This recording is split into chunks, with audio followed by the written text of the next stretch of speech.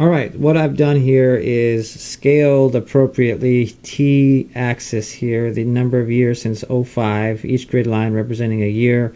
Here, the price of one share of AutoZone stock, each grid line representing $25. So that kind of, hopefully you did something like that to get these numbers graphable. So 3,166, 166, that would be 175, so somewhere in there, ballpark. And 6 years after '05, so 6 years is 307, so 325, that's really close to that line. Okay, so we're looking for the graph of the line that goes through those 2 points. I didn't use a ruler, so I'm just going to guesstimate here. So, what is the linear equation that represents that line? If there's a linear relationship between those two, we'd want to find out what the symbolic rule is. So the 3 steps are these. After you write your shell here, let me let this focus. Y equals mx plus b is the general format of every linear function. But for ours, the variable p and t are being used for the price of one share of stock and the number of years since '05. So we got 2 things to tackle. Find the slope, then use the slope and a t and a p, or a point given to us already, to find b.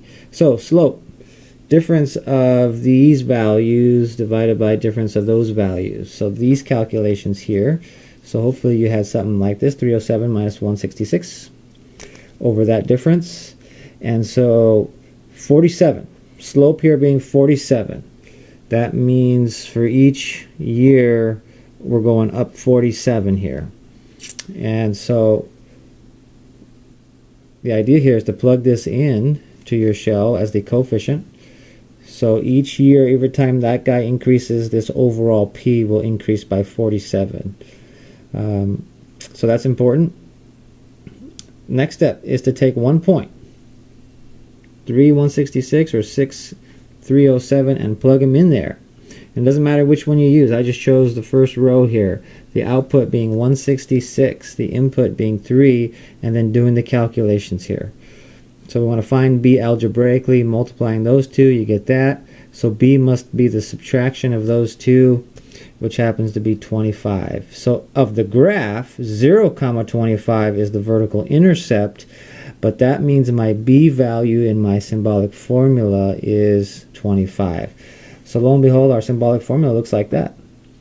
The price of one share of stock is calculated by multiplying $47 times the number of years after '05 and then adding 25. And so that's it, folks. That equation represents that line.